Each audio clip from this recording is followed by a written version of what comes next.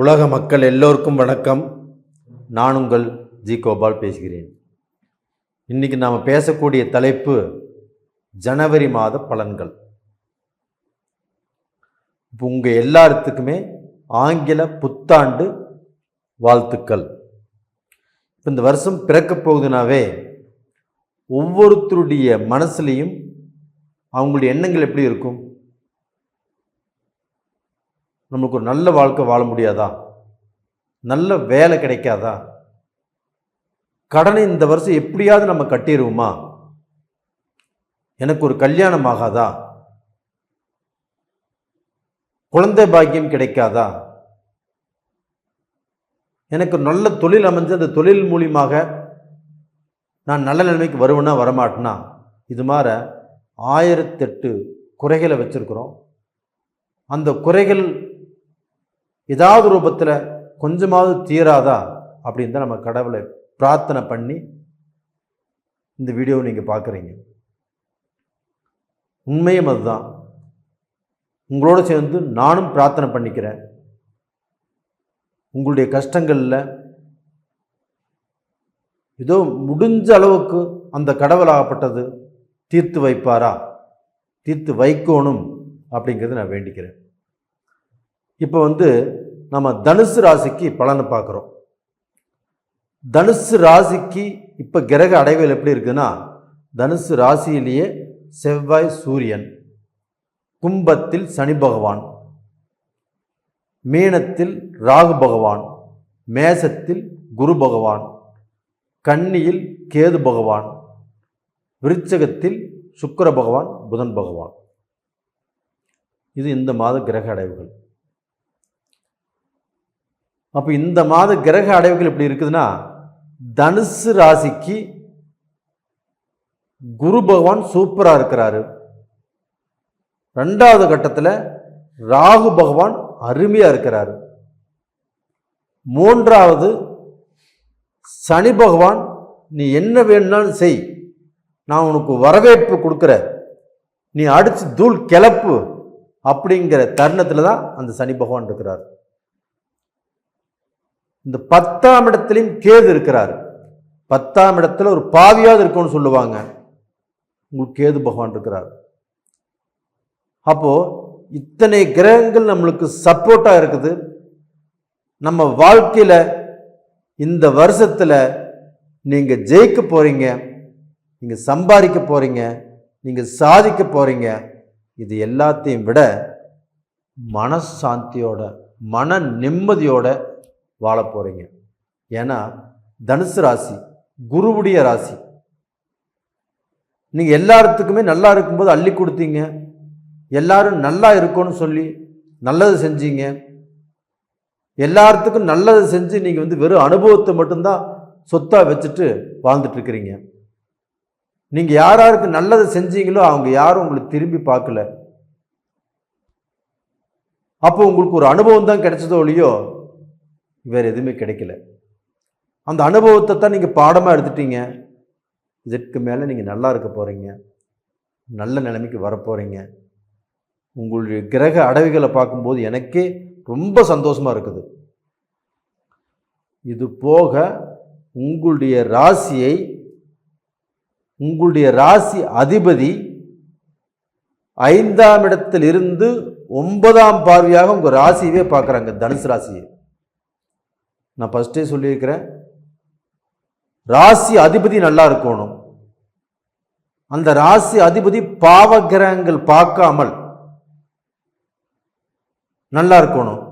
அப்போ அந்த ராசி அதிபதி ஆகப்பட்டது சுபகிரகங்களுடைய பார்வை பெற்று, இல்லை அந்த ராசி சுபத்தன்மையோடு நம்மளை பார்த்தாவே நாம் எந்த காரியத்தையும் எடுத்து செய்வதற்கு எலிஜிபிள். அப்போ நம்ம எதையுமே எடுத்து செய்யலாம். நம்ம வாழ்க்கையில் நம்ம பல வருஷத்து கனவுகள் இந்த பீரியடில் ஒர்க் அவுட் ஆகும், நிஜப்படுத்தி வாழலாம். நம்ம கனவு கண்டுகிட்டே இருந்திருப்போம், அந்த கனவு இப்போ பழிக்க போகுது. அப்போ தனுசு ராசியில் பிறந்தவங்களுடைய வாழ்க்கையே மாறப்போகிறது. நீங்கள் 7.5 சனியில் கஷ்டப்பட்டீங்க, நிறைய பொருள் இழந்தீங்க, வாஸ்தவம் தான். அந்த இழந்ததை எல்லாமே நீங்கள் திட்டம் போட்டு வச்சுருப்பீங்க. அந்த திட்டமாகப்பட்டது இப்போ உங்களுக்கு பலிக்கும்.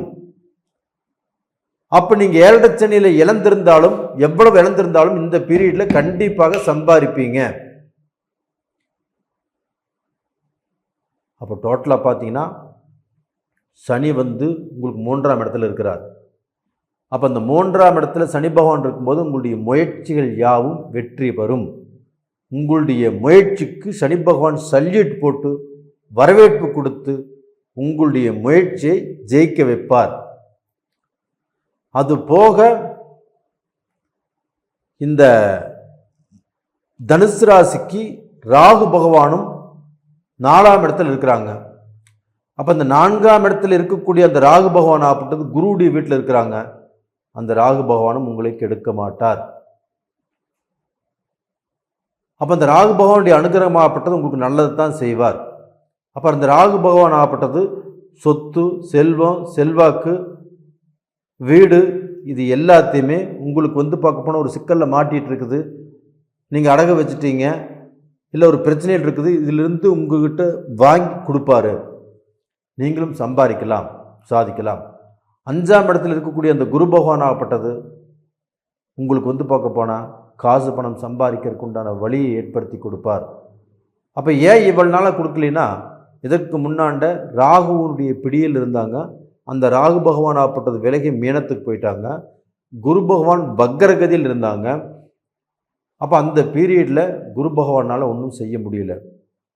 இப்போ காலகட்டங்களாகப்பட்டது அந்த குரு பகவான் ஆகப்பட்டது எந்த தொல்லையும் இல்லாமல் ராகு பகவான் பிடியிலிருந்து விலகி அந்த குரு வக்கரத்திலிருந்து நிவர்த்தியாகி ஜனவரி மாதத்திலிருந்து அந்த குருவுடைய பார்வையாகப்பட்டது உங்களுக்கு ரொம்ப ஒரு நல்ல செல்வாக்கை கண்டிப்பாக கொடுப்பார். அப்போ டோட்டலாக பார்த்தீங்கன்னா தனுசு ராசியில் பிறந்தவங்க கவலைப்பட வேண்டியது இல்லை. தனுசு ராசியில் பிறந்த பெண்கள் உங்களுக்கு எந்த ஒரு தொல்லையும் இல்லை, எந்த ஒரு டிஸ்டர்பும் இல்லை. உங்களுக்கு 7 சனி பிடிச்ச மக்களாலேயோ இல்லை கணவராலேயோ எந்த ஒரு தடைகளும் பிரச்சனைகளும் வராது. அது போக உங்களுக்கும் பார்க்க போனால் எந்த ஒரு குழப்பங்களும் இல்லாமல் குடும்பத்தை ஒரு நல்ல நேர்த்தியான பாதையில் திட்டம் போட்டு அழகாக ஆண் பெண் எல்லாரும் சந்தோஷமாக வாழ்வதற்குண்டான பாக்கியம் வந்தாச்சு. கண்டிப்பாக நல்லா இருப்பீங்க. உங்களுடைய குடும்பமாகப்பட்டது சந்தோஷமாக மன நிறைவாக வாழப்போகிறது. அப்போ இந்த ஜாதக பிரகாரம் பார்த்தீங்கன்னா நீங்கள் மூல நட்சத்திரம், உத்திராட நட்சத்திரம், இல்லைன்னா பூராட நட்சத்திரம், இந்த நட்சத்திரத்தில் தான் நீங்கள் பிறந்திருப்பீங்க. இதே மூல நட்சத்திரத்தில் பிறந்தவங்க ரொம்ப கெட்டிக்காரர்கள், நல்ல படிக்க தெரியும், நல்ல ஞானம். அவருக்கு பார்க்க போனால் ஒரு மாஸ்டர் சொல்லி கொடுக்குறாருன்னா அவர்கிட்ட கேட்டு அந்த புலமையை பெற்று அடுத்தது அவரே மாஸ்டராக வரக்கூடிய அளவுக்கு அந்த தகுதி இருக்குது. அப்போ அந்த அளவுக்கு பார்க்க போனால் தகுதி, தரம், அந்தஸ்து எல்லாமே இருந்தாலுமே கடந்த காலங்களில் கொஞ்சம் கஷ்டப்பட்டுட்டீங்க.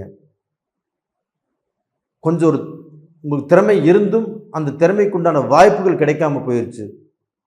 அந்த வாய்ப்புகள் எல்லாமே இந்த பீரியடில் கண்டிப்பாக கிடைக்கும். இது போக பூராட நட்சத்திரம் சுக்கிர பகவானுடைய நட்சத்திரம். அந்த சுக்கிர பகவான் ஆப்பட்டது உங்களுடைய ராசியிலே இருக்கிறாரு. உங்கள் ராசியில் இருக்கக்கூடிய சுக்கிர பகவானை குரு 9ஆம் பார்வையாக பார்க்குறாரு. அப்போ அந்த சுக்கிர பகவானும் இதற்கு முன்னாண்ட நம்மளுக்கு கஷ்டத்தை கொடுத்துருந்தாலும் அவங்கனால பார்க்க போனால் ஒரு நல்ல தலையெடுத்து நல்ல நிலைமைக்கு வர முடியாமல் இருந்திருந்தாலும் இந்த பூராட நட்சத்திரத்தில் பிறந்தவங்களுக்கு இப்போ இருந்து விடுதலை. அவங்களும் சாதிக்கலாம், சம்பாதிக்கலாம், ஒரு நல்ல பொசிஷனுக்கு வரலாம்.